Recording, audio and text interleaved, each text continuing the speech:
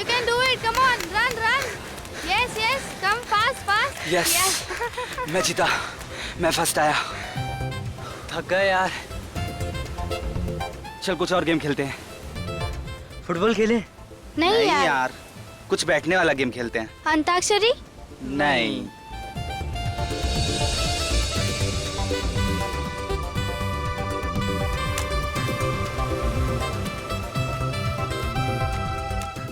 क्या है ये? क्या है? ट्रूथ एंड डेयर खेलेंगे। अच्छा। अच्छा आइडिया है। हाँ। Let's play. Ready guys? Ready. Manik गया। बोल मानिक, ट्रूथ या डेयर? डेर, बोल क्या करना है? पक्का पलटेगा तो नहीं? नहीं पलटूंगा यार, बोल। जाके हम सब के लिए नारियल पानी लेके आ, वो भी अपने पैसों से। गया आज ये। देख लूंगा यार, तेरी बारी आने दे। 5 स्टार होटल में पार्टी लूंगा। जा।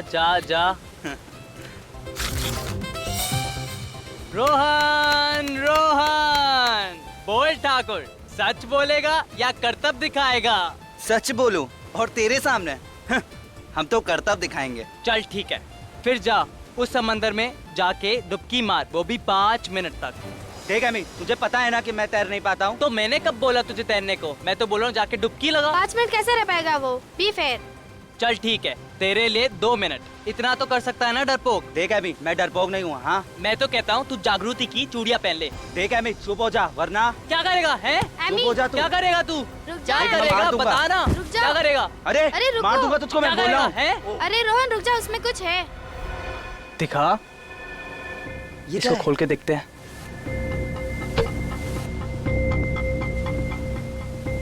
अरे रुक, ये क्लिप है ना, इससे निकाल।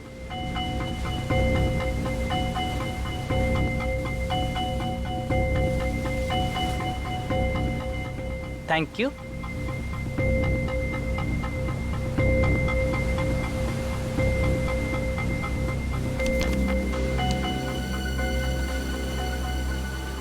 क्या लिखा है इसमें?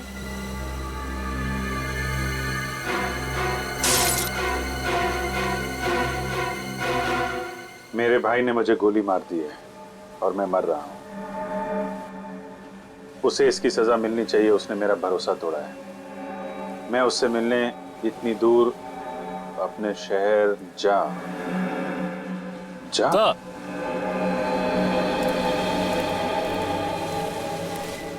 इस बॉटल में थी ये चिट्ठी? जी सर। और तुमने इसे तोड़ दिया? सर वो चिट्ठी पढ़ते वक्त हाथ से छूट गई, सॉरी सर। खून तो हुआ है, कब हुआ है, कहां हुआ है, ये पता नहीं चल रहा। और सर किसका? सिर्फ एक चिट्ठी और इस टूटी हुई बोतल से कैसे पता लगाएंगे? और सर सिर्फ इतना ही लिखा है कि उसके भाई ने उसे मारा है। उसका भाई कहाँ है, कौन है उसका भाई, कुछ भी नहीं लिखा है। और लिखते लिखते वो अटक गया, यानी कि उसकी सांस अटक गई होगी। नहीं पूर्वी, सांस नहीं अटकी होगी।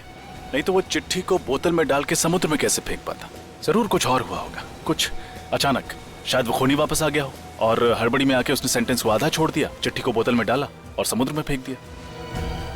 मगर एक बात पक्की है, ये बॉटल, उस आदमी ने ये बोतल समंदर के बीच में ही फेंकी होगी, शायद किसी टापू से या शिप से। ये आदमी आया कहां से था? इस पर लिखा है ना, मैं उससे मिलने इतनी दूर अपने शहर जा से आया। जा से क्या आ सकता है? JA, Jamshedpur, sir Jabalpur, Jammu, Jaipur. जा से जापान। बेटी, इस केस की तह तक जाना ही पड़ेगा। हाँ सर, लेकिन कैसे? न खूनी का पता है, न मरने वाले की पहचान। हमारे पास तो कोई लाश भी नहीं है, बल्कि हमें तो ये भी नहीं पता है कि ये बोतल कितने साल पहले फेंकी गई थी। मानता हूँ रजत, मामला मुश्किल है, मगर जरा सोचो, जिस आदमी ने मरते मरते न्याय के लिए इतनी कोशिश की है, देर से सही लेकिन उसे न्याय तो मिलना ही चाहिए।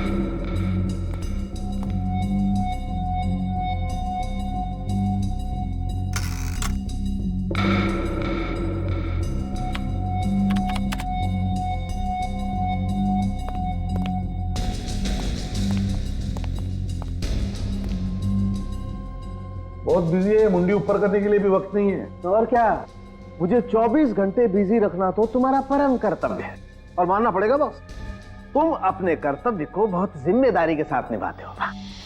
मेरी तारीफ कर रहा है या? तारीफ बॉस, 100% तारीफ। तो फिर पता क्या पता चला? इस बार ज्यादा कुछ पता नहीं चला बॉस। हथियार डाल दिया ना सारों की। अरे बस क्या है, मैं इस बोतल को अच्छी तरह से चेक करके कुछ और पता लगाने की कोशिश कर रहा था बॉस, लेकिन सारुंखे, हमारे पास ये बोतल और वो चिट्ठी, सिर्फ 2 ही सुराग है, और फिर ये भी पता नहीं कि खून 1 साल पहले हुआ या 10 साल पहले, इसलिए रो मत। एक मिनट, रो नहीं रहा, 1 मिनट ठहरो जरा।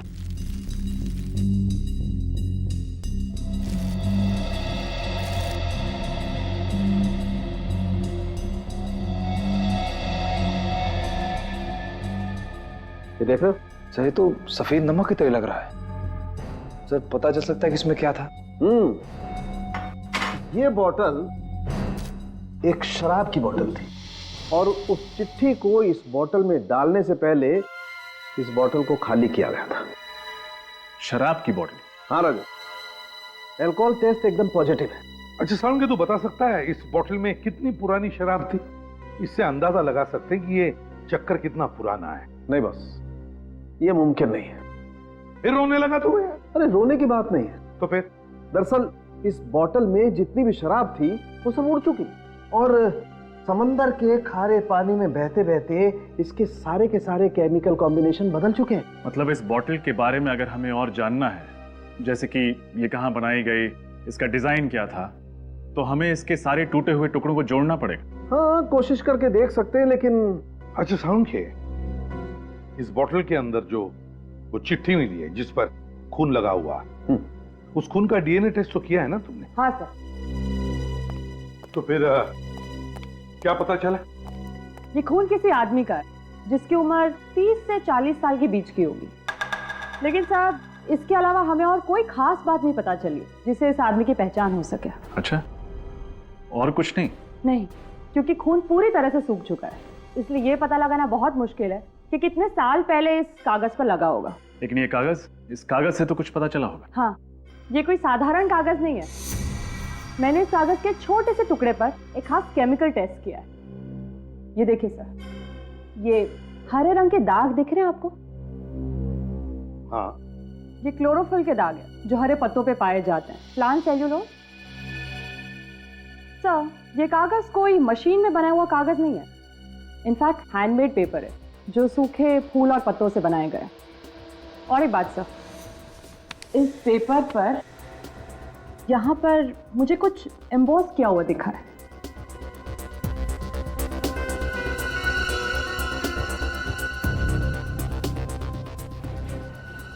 ये लोगो जरूर किसी कंपनी का लोगो है, शायद किसी शिपिंग कंपनी का। सर, ये लोगो किसी भी कंपनी ने रजिस्टर्ड नहीं कराया है। सर, ये लोगो आधा है आधा नहीं। हम पेंट करके इसको पूरा करने की कोशिश भी तो कर सकते हैं। हाँ, मगर ये भी तो पता चलना चाहिए ना रजत कि आधे हिस्से में क्या होगा या क्या था। काम करते हैं, निखिल जरा आईना लेकर आओ जल्दी।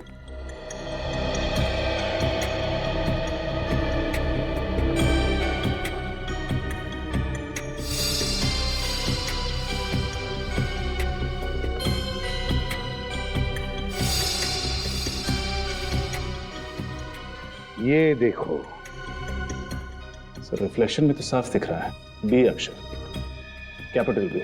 इसका मतलब है ये पेपर खास तौर पर किसी के लिए बनाया गया था। ये हैंडमेड पेपर, जिसके लिए भी ये पेपर बना है उसका नाम शायद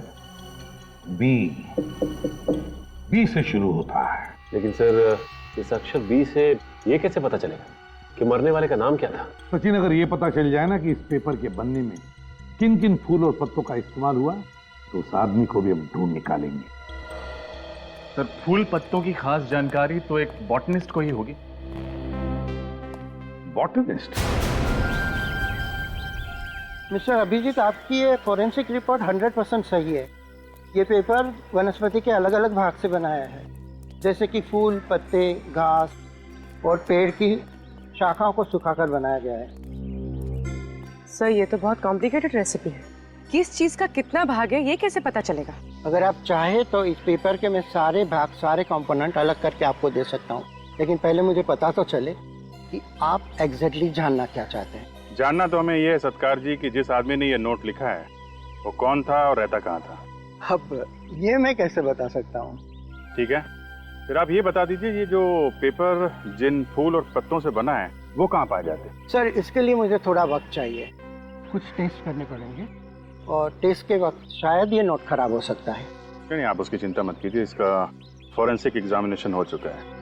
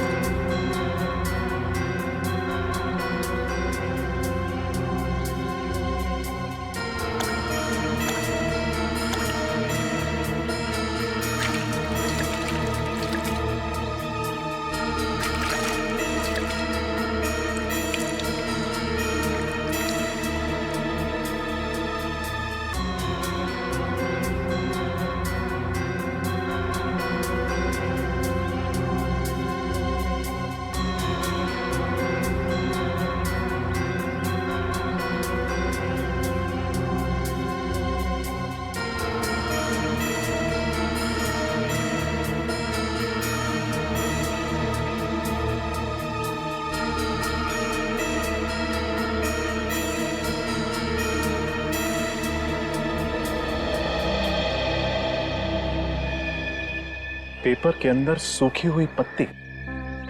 ऐसा ही एक स्पेसिमेन मेरे पास भी है।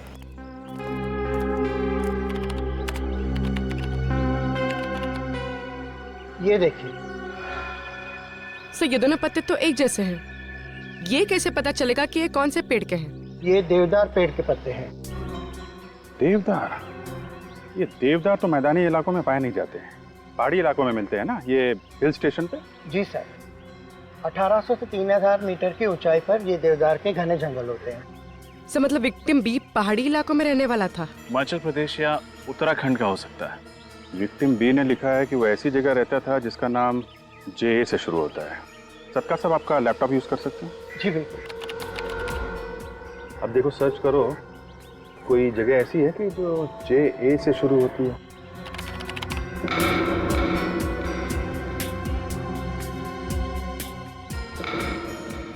सर उत्तराखंड में तो ऐसी कोई जगह नहीं है। हिमाचल प्रदेश देखो।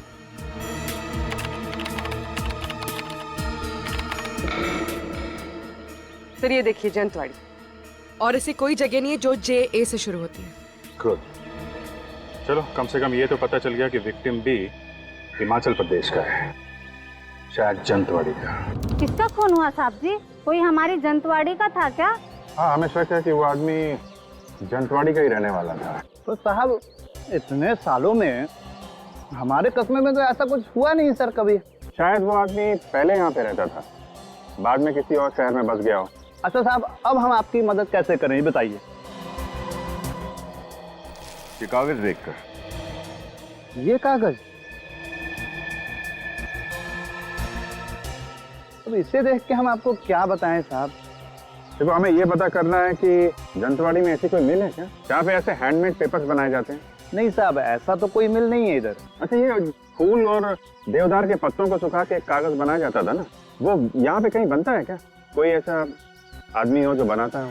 अब भी नहीं है, मगर पहले था। पहले था? हाँ साहब जी, कुछ साल पहले देवदार के पेड़ों को काटने पर पाबंदी लगाई गई थी, मगर उससे पहले देवदार के पत्तों से ऐसे कागज एक वर्कशॉप में बनते थे। कौन चलाता था ये वर्कशॉप? मुंगेरी लाल, माल रोड से नीचे जाके बाईं ओर। पर अब वो उस जगह पर एक प्रिंटिंग प्रेस चलाता है। मुंगेरी लाल। आप ये पेपर देखिए, ये आपके हैंडीक्राफ्ट वर्कशॉप में बनाया गया? हाँ, ये कागज मैंने बनाया था।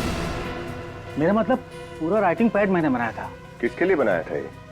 जमींदार साहब के लिए, कुमार जी, उनका ही ऑर्डर था। उन्होंने खासतौर से कहा था कि उनके परिवार के हर सदस्य के नाम पे लेटर पैड बनाया जाए और सबके नाम की पहला अक्षर लेटर पैड पे छापा जाए। अच्छा, उनके परिवार में किसका नाम है जो बी से शुरू होता है? नहीं साहब, नहीं जानता। हवेली कहाँ है उनकी? साहब आप माल रोड से आए ना, पीछे जो टेकरी है ना उसी पर हवेली है। Thank you.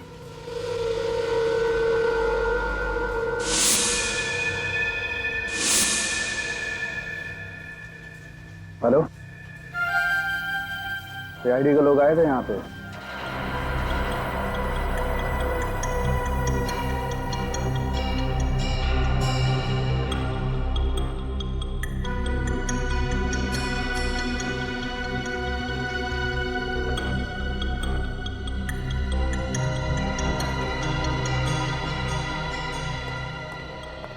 रजा, बॉटल बन गई?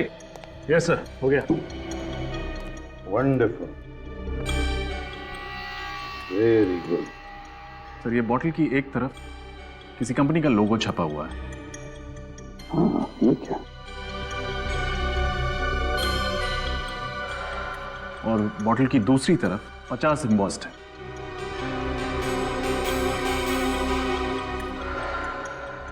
हाँ, 50 साल गोल्डन जुबली सेलिब्रेशन। हो सकता है स्पेशल एडिशन के लिए कोई खास बॉटल बनाई हो। हाँ हो सकता है। एक काम करो, इंटरनेट से पता लगाओ ये लोगो किस शराब बनाने वाली कंपनी का है।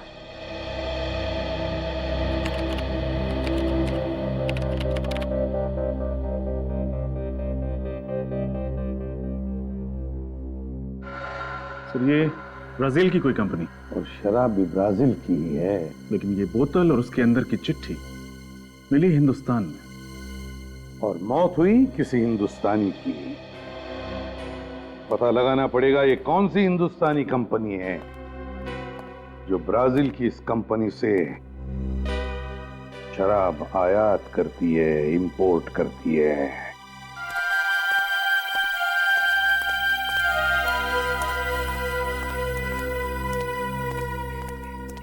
हवेली का हाल तो बड़ा बुरा है। देख के लगता है यहाँ पे सालों से कोई नहीं आया होगा। हाँ सर, वहाँ हवेली का गेट भी टूटा हुआ था। और ये देखिए, ये ताला, इस पे भी जंग लगी हुई है। सर कोई बेवकूफ ही होगा जो इतनी करोड़ों की प्रॉपर्टी को सड़ने के लिए छोड़ रखा है, वरना रेंट पे दे देता, बेच देता, इसको होटल बना देता। क्या कर रहे हो? अच्छे घर के लगते हो। कुमार जी के बंगले में कैसे आए? किसको पूछकर फाटक लांग कर गए हो? देखिए आप गलत समझ रही हैं, हम लोग तो रिश्तेदार हैं, कुमार जी के रिश्तेदार हैं। बाहर रहते हैं ना हम लोग अमेरिका में, तो काफी सालों बाद यहाँ आए तो सोचा कुमार अंकल से मिल ले। मगर यहाँ तो सब कुछ बंद पड़ा है और कुमार अंकल फोन भी नहीं उठा रहे हैं। नंबर वंबर बदल गया क्या उनका? जमींदारों के यहाँ पर मेहमान बनकर तो बहुत लोग आते हैं, पर आप लोगों को इससे पहले यहाँ नहीं देखा है। वो हम लोग दूर के रिश्तेदार हैं। क्या है कि काफी सालों से यहाँ आए नहीं है, तो आपने इसीलिए देखा नहीं होगा। आप पड़ोस में रहती हैं क्या? जी हाँ, मैं यहीं पे रहती हूँ। कुमार जी से तो घर जैसा नाता है। ये हवेली गुंडों का अड्डा ना बन जाए, इसीलिए नजर रखती हूँ। गुंडों का अड्डा? क्यों, कुमार अंकल के यहाँ कोई नहीं रहता क्या? यहाँ पे सब उल्टा पुल्टा हो गया है। अब कुमार जी का परिवार यहाँ पे नहीं रहता है, मुंबई में रहता है। कब से? 2005 से। क्यों है ऐसा क्या हो गया? कुमार अंकल हवेली छोड़ के मुंबई चले गए? उनका वो बड़ा बेटा है ना विक्रम। विक्रम ने क्या किया? वो घर संपत्ति के झगड़े में किसी रिश्तेदार को उसने चाकू मार दिया था। ये विक्रम भी ना, बेचारे कुमार अंकल कितना परेशान हुए होंगे। तो केस वेस बन गया होगा, पुलिस केस? नहीं, ऐसा कुछ नहीं हुआ। कुमार जी ने बात को दबा दिया और रातों रात घर छोड़ के चले गए। तब से इस हवेली में कोई आता नहीं है। उनका एक बेटा था ना, वो बा नाम। कौन? बलबीर? बलबीर। ये बलबीर भी मुंबई चला गया क्या? वो अकेले यहाँ कैसे रहता? वो अपने माता पिता के साथ चला गया। आप लोग इतनी दूर से आए, कोई फायदा नहीं हुआ। मुझे भी मंदिर जाना है, अब आप लोग भी जाइए। नमस्ते। Thank you.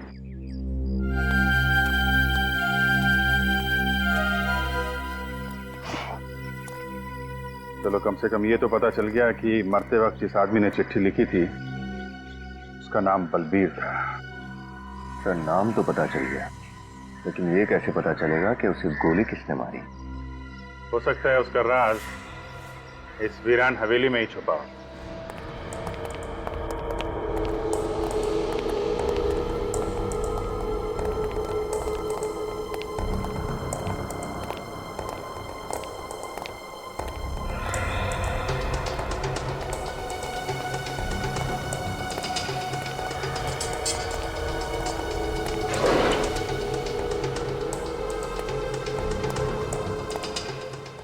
चेक करो, शायद कोई काम की चीज मिल जाए।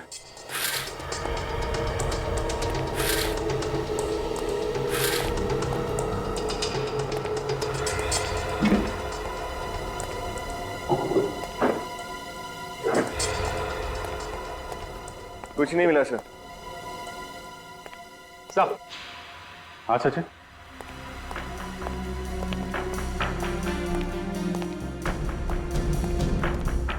ये देखिए, बॉम्बे के कुछ नंबर, रियल स्टेट एजेंट्स। रातों रात हवेली छोड़ के भागे हैं तो मुंबई में घर तो चाहिए होगा ना? हाँ सर, तो ये लोग काफी अमीर लोग हैं। मतलब किराए के घर में तो नहीं रह रहे होंगे, कहीं ना कहीं फ्लैट खरीदा होगा या बंगलो खरीदा होगा। ये फ्लैट खरीदा या बंगलो, ये तो स्टेट एजेंट्स ही बताएंगे।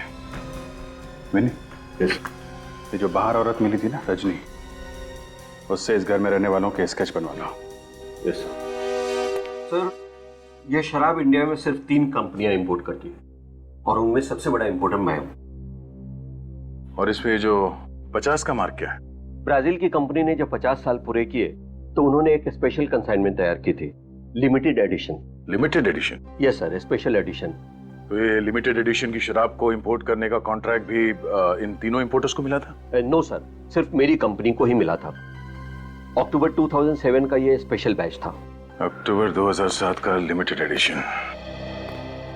मुझे लगता है कि इस बलवीर का मर्डर उसी समय हुआ होगा। मिस्टर उत्तम, हमें लगता है कि बलवीर का खून किसी शिप में हुआ था। क्योंकि आप ये शराब इंपोर्ट करते हैं तो आप इसे सप्लाई भी करते ही होंगे। 2007 का रिकॉर्ड चेक करके बता सकते हैं कि आपने 2007 में ये शराब किस किस को सप्लाई किया था? हाँ सर, मैं अभी बताता हूँ। प्लीज।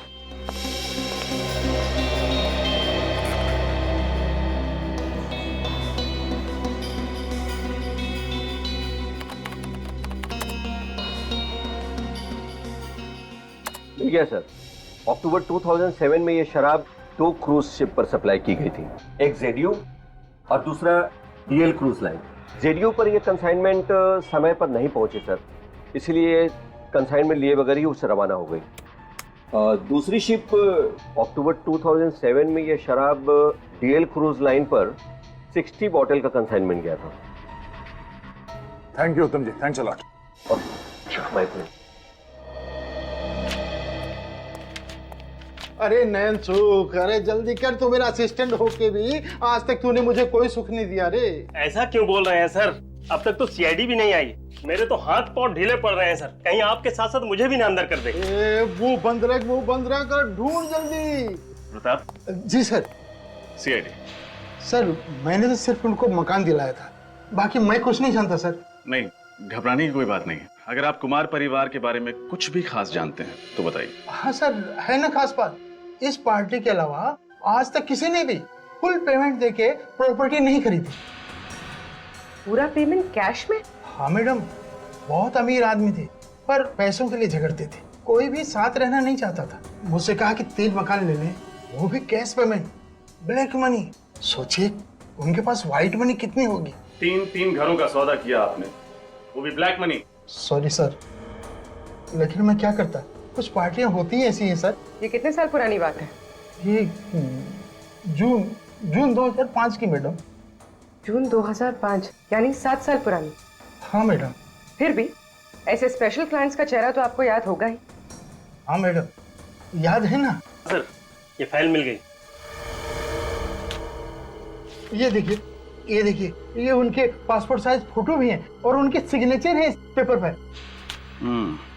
इसका मतलब हम लोग सही राह पर हैं। अच्छा, आपने कहा था कि 3 घरों का सौदा हुआ था, राइट? हाँ सर।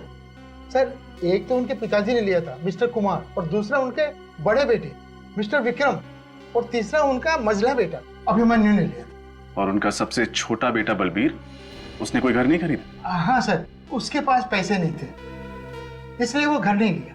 वो अपने पिताजी के साथ ही रहता था। Thank you. सब बलबीर के पास उतने पैसे नहीं थे कि वो घर खरीद सके या कोई घर किराए पे ले। फिर उसे मारकर उसके बड़े भाइयों को क्या फायदा होता? इसका जवाब तो वो दो भाई लोग ही दे सकते हैं पूर्वी। पर सर उससे पूछेंगे कैसे? 7 साल हो चुके इस बात को, पता नहीं वह कहाँ होंगे। उन्होंने मुंबई महानगरी में घर खरीदे थे, और एक बार जो मुंबई में बस गया वो जल्दी कहीं और नहीं बस सकता। इस एड्रेस पर चल के देखते हैं, शायद वो आज भी इसी शहर में हो। डीएल क्रूज लाइनर हमारी ही कंपनी की क्रूज लाइनर थी। हाँ सर, शिप पुरानी हो गई थी, इसलिए 2009 में उसे शिप ब्रेकिंग के लिए शिपयार्ड में भेज दिया गया। और आप जिस सफर के बारे में जानना चाहते हैं वो 3 अक्टूबर 2007 में हुआ था। सर मेरा यकीन मानिए उस शिप पर कोई मर्डर नहीं हुआ था। आप हमारा यकीन कीजिए कि उस शिप में एक आदमी का मर्डर हुआ था। सर मैं यहाँ 9 साल से काम कर रहा हूँ और मेरे जहाज पर कोई मर्डर हो और मुझे पता ना हो, ऐसा तो हो नहीं सकता। 3 अक्टूबर 2007 उस जहाज में जितने भी लोग थे स्टाफ में, उनका नाम तो याद होगा ना आपको? बुलाइए उन्हें जल्दी। जी सर। सुरेश, तुम और राहुल मेरे कैबिन में आओ। पैसेंजर लिस्ट चाहिए हमें। जी सर।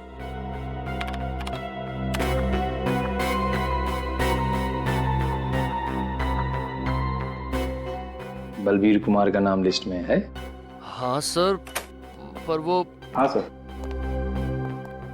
सर ये है राहुल और ये सुरेश। 3 अक्टूबर 2007 के दिन डीएल क्रूज पर ये दोनों ही थे। यस सर, उस जहाज के हर सफर का हिस्सा रहे हैं हम। पर प्रॉब्लम क्या है सर? प्रॉब्लम क्या है हम बताते हैं आपको। उस जहाज पे बलबीर नाम के एक पैसेंजर का खून हुआ था। खून? पर हमें तो वहां पर कोई लाश नहीं मिली सर। चलिए मान लिया कि आपको कोई लाश नहीं मिली, लेकिन एक बात तो तय है, ये आपकी शिप से एक पैसेंजर गायब हुआ था।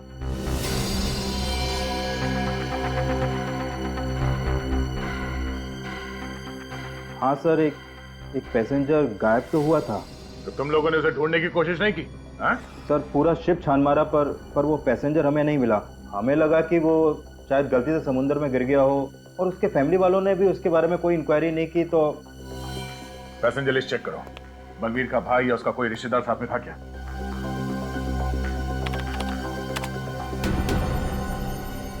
नहीं सर, वो अकेला था। इसका मतलब यही हो सकता है कि बलबीर का भाई गलत नाम से एक झूठी पहचान पर सफर कर रहा था। हमें यहाँ बुलाने की वजह क्या है? आखिर चल क्या रहा है? बलबीर की मौत का आपको कैसे पता चला? और आप लोग इतने यकीन के साथ कैसे कह सकते हैं कि वो बलबीर ही था? आप लोगों को किसने बताया? इस चिट्ठी ने। बलबीर ने आपसे खुद कहा कि वो मर चुका है? जी हाँ। मगर कैसे? मैंने कहा ना, इस चिट्ठी से। इसमें बलबीर ने अपनी मौत के बारे में खुद लिखा है, जब वो 3 अक्टूबर 2007 डीएल इंडिया नाम के जहाज से सफर कर रहा था। बलबीर ने लिखा है कि मेरे भाई ने मुझ पर गोली चलाई, उसे सजा दिलवाना, मेरा विश्वास तोड़ा है। उसको मिलने के लिए मैं यहाँ बहुत दूर अपने शहर ज का मतलब है जंतवाड़ी, जहां से आपके परिवार के बारे में हमें पता चला। बलबीर मर चुका है 2007 में, हमें पता ही नहीं चला। तो जब उसकी मौत के बारे में हमें पता ही नहीं है तो हम कैसे मार सकते हैं उसे? अगर बलबीर ने ही तो लिखा है ना कि उसके भाई ने उस पर गोली चलाई, और उसके भाई कौन है? आप दोनों, मिस्टर विक्रम और अभिमन्यु। डाइंग डिक्लेरेशन, एक मरते हुए आदमी का आखिरी बयान, कानून में बहुत मायने रखता है।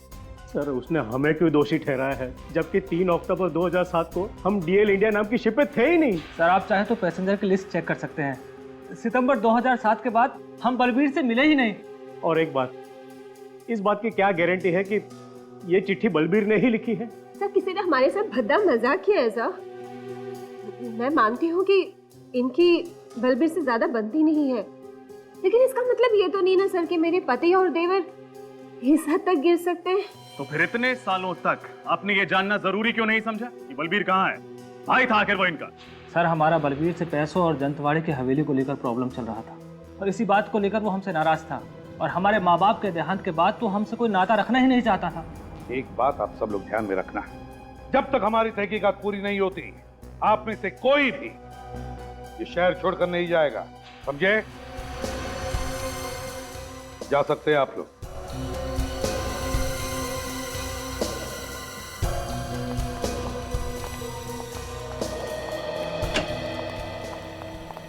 सर, डीएल इंडिया से ट्रैवल कर रहे हैं सभी लोगों की डिटेल्स मिल गई है सर। बाकी लोगों का तो पता चल गया है, लेकिन एक प्रत्युषा नाम की लड़की है जो गलत नाम से ट्रैवल कर रही थी, और तो और जो एड्रेस दिया था उसने वो भी गलत है सर। प्रत्युषा, तो हो सकता है ये लड़की उस भाई के साथ मिली हुई हो उस खून में, और ये भाई गलत नाम पे ट्रैवल कर रहा हो। लेकिन सर पैसेंजर लिस्ट में बाकी जितने भी यात्री हैं उनके नाम और एड्रेस मैच करते हैं। मतलब सर बलबीर के दोनों भाई सच बोल रहे थे? हाँ, बलबीर के दोनों भाई सच बोल रहे थे।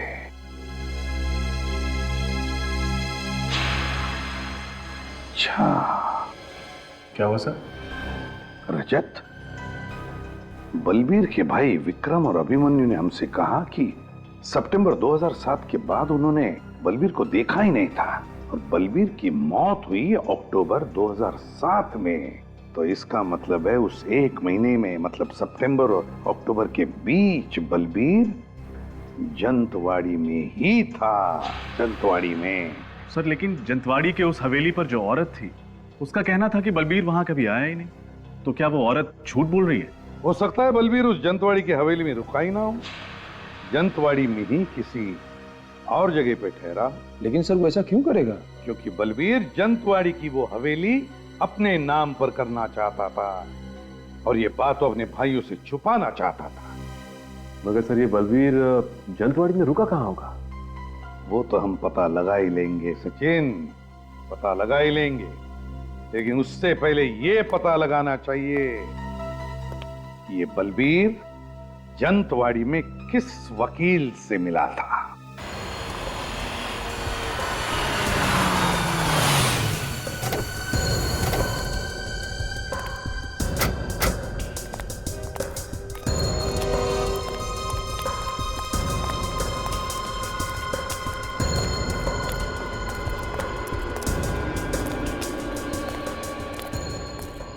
अरे अरे अरे, कहाँ जा रहे हैं साहब आप लोग?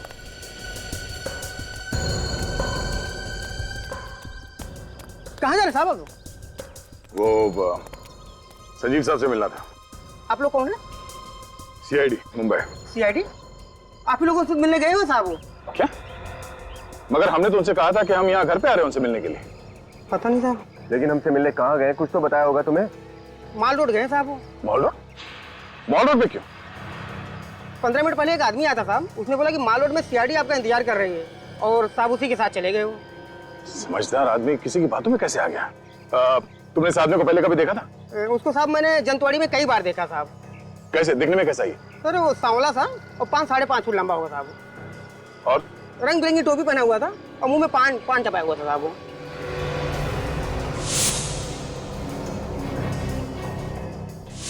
सर हम इस आदमी से पहले मिल चुके हैं, कहीं ये वही तो? कैसे गए वो लोग? वो जो आदमी आया हुआ था साहब उसी की गाड़ी से गए। कौन सी गाड़ी, किस रंग की गाड़ी? सफेद रंग की वैन थी साहब। संजीव की जान को खतरा है, चलो। रंग बिरंगी टोपी पहने हुआ था, वो जो शिमला में पहनते ना, वो सफेद वैन देखी नहीं?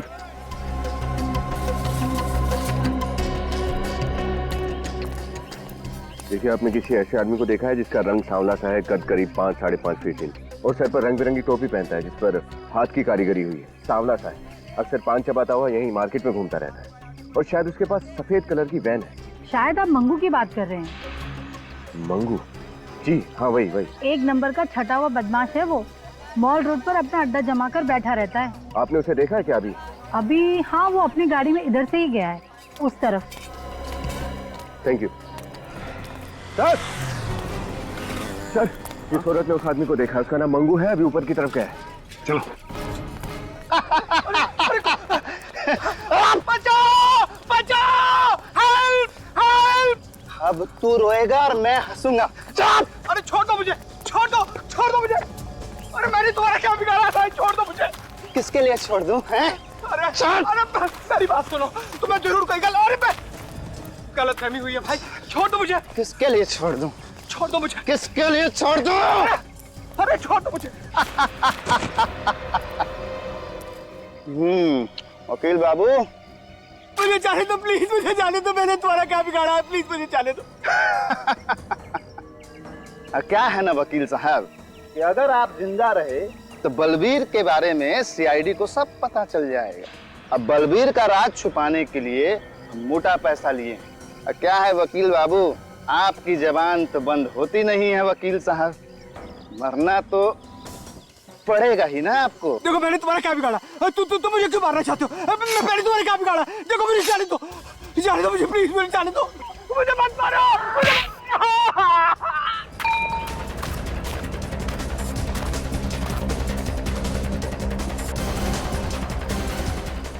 आजा। बहुत जासूसी कर ली मंगू, तेरी जगह यहाँ इस जन्नत में नहीं है, समझा? तेरी जगह कहीं और है।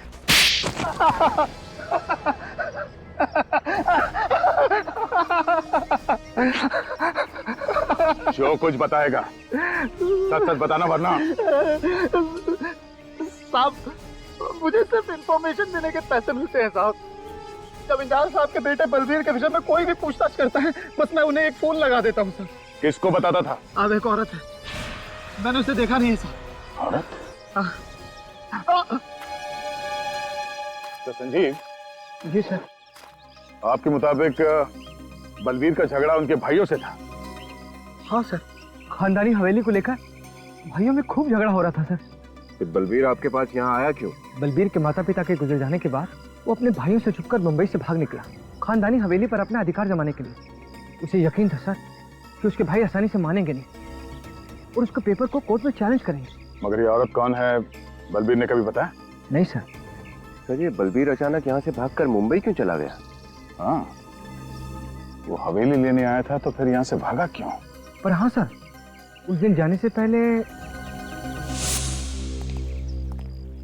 सॉरी, मुझे आने में थोड़ी देर हो गई। कितनी देर लगा दी? मालूम है, कोर्ट पहुंचना बहुत जरूरी है। अभी से कोई जरूरत नहीं है एडवोकेट साहब। क्यों? हवेली नहीं चाहिए क्या? नहीं, हवेली तो मुझे चाहिए और हवेली मुझे ही मिलने वाली है। मुझे ही मिलेगी? हाँ, पता नहीं कैसे मेरे भाइयों को पता चल गया कि मैं जंतवाड़ी आया हूँ। आज सुबह ही भैया के घर से फोन आया था, मुझे मुंबई वापस बुलाया और कहा कि हवेली मुझे दे दी जाएगी, उन्हें कुछ नहीं चाहिए।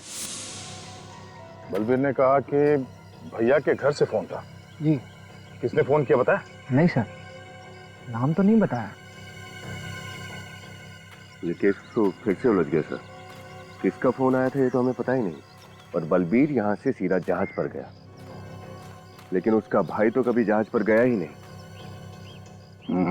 बलबीर ने चिट्ठी में यही लिखा था कि उसके भाई ने उस पर गोली चलाई। ये कैसे हो सकता है? सर उस जहाज पर वो लेडी पैसेंजर भी जो नकली नाम लेकर घूम रही थी और उसका कैबिन ठीक बलबीर के कैबिन के सामने था। प्रत्यूषा, उसका नाम प्रत्यूषा है। हाँ सर, हो सकता है कि उसी औरत ने बलबीर को पटाकर उस जहाज पर बुलाया हो, लेकिन सर उस औरत को ढूंढेंगे कैसे?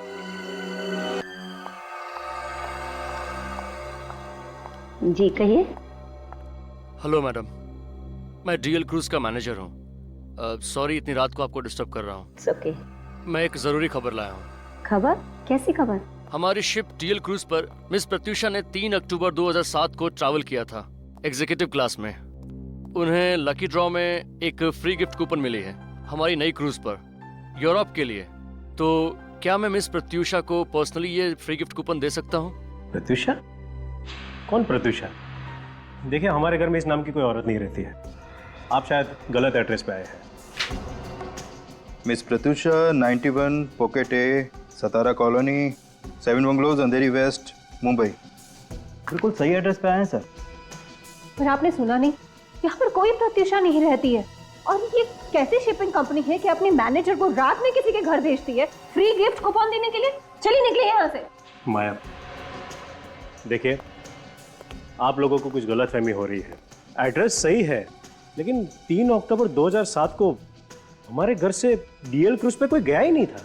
और ये प्रत्युषा नाम भी हम पहली बार ही सुन रहे हैं। तो क्या हम झूठ बोल रहे हैं? हम पवई से इतनी दूर आपको फ्री ट्रिप देने आए हैं। हमारे पास इंफॉर्मेशन बिल्कुल सही है। हमारे पास सारे पैसेंजर्स की लिस्ट है, ये देखिए। अरे आप लोग तो हाथ धोकर हमारे पीछे पड़ गए हैं। हमने कहा ना इस नाम की कोई लेडी हमारे घर में नहीं है, और हमें कोई गिफ्ट विफ्ट नहीं चाहिए। प्लीज चले जाइए यहाँ से। अब आप लोग यहाँ से जा रहे हैं या मैं पुलिस को बुलाऊं? ये पुलिस को बुलाने की धमकी किसे दे रहे हैं आप? पुलिस को तो अब हम बुलाएंगे। क्या जालसाजी आप लोगों ने की है। झूठे नाम और दस्तावेज जमा करके आप लोगों ने कानून तोड़ा है। क्या हमने कानून तोड़ा है? हमने झूठे दस्तावेज जमा किए थे? कैसे साबित करोगे तुम? क्या सबूत है तुम्हारे पास? फोटोग्राफ्स हैं। कौन से फोटो? वही जो शिप पर गाला नाइक पर लिए गए थे। शिप के कैप्टन ने अपने यादगार के तौर पर हर एक पैसेंजर के साथ फोटो खिंचवाई थी। अरे बंद करो ये बकवास। ना ही मैंने यहाँ का एड्रेस दिया था और ना ही शिप पर कोई ऐसे गाला नाइट हुआ था और ना ही मैंने सिरे को कोई फोटोग्राफ खींचा था। तो कहाँ से दिखाएंगे आप फोटोग्राफ? हाँ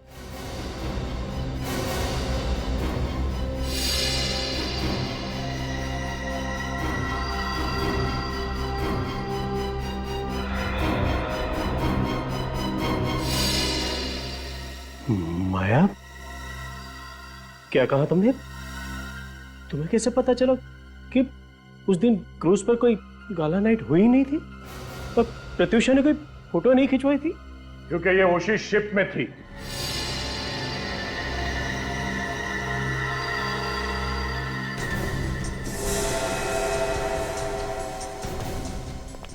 राइट माया?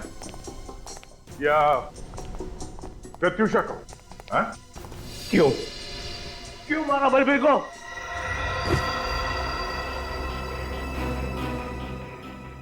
आपके लिए,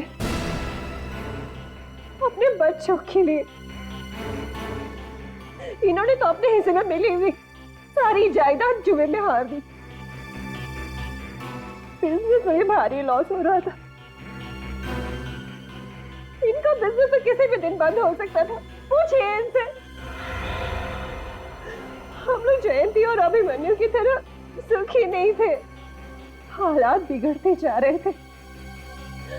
हवेली को बेचकर जो पैसे मिलते ना, उससे हमारा सारा कर्जा उतर जाता। मगर ये बलबीर हवेली पर कब्जा करके बैठा हुआ था और ये इन्होंने भी तय कर रखा था कि हम हवेली में से अपना हिस्सा नहीं लेंगे, सब कुछ बलबीर को दे देंगे। मगर मुझे ये मंजूर नहीं था। इसलिए तुमने बलबीर पर नजर रखना शुरू कर दिया? हाँ, जब मुझे पता चला कि वो जंतवाड़ी पहुंच चुका है अपनी हवेली पे कब्जा जमाने के लिए, तो मुझे ये कदम उठाना पड़ा। उस वक्त विक्रम भी काम के सिलसिले से सिंगापुर गए हुए थे। और फिर तुम्हें साजिश रचने का पूरा मौका मिल गया। हाँ, मैंने मौके का फायदा उठाकर उसे फोन किया और उसे कहा कि उसके भाई उसे एनओसी देने के लिए तैयार है। पर तुम दोनों शिप पर कैसे पहुंचे? मैंने उसे कहा कि जब हमारे भी सारे गिले शिकवे खत्म हो चुके हैं, तो क्यों ना पूरा परिवार एक साथ क्रूज पर सेलिब्रेट करे। और मैंने उसे वादा भी किया कि वहां पर मैं उसे एनओसी पेपर्स दे दूंगी। भाभी, आपने तो कहा था कि सारे गिले शिकवे दूर हो गए हैं, फिर मेरे आने की खबर भैया से क्यों छुपाई गई? अरे मैं उन्हें सरप्राइज देना चाहती हूँ। जल्दी करो, वो दोनों डेक पर पहुंच चुके हैं। Come on. अच्छा, और वो एनओसी पेपर्स? वो मैंने अपने साथ ले लिया है, दोनों भाइयों के सामने दूंगी। चलेगा? हाँ, अब चलो। एक मिनट, मैं भी अपने डॉक्यूमेंट्स ले लेता हूँ।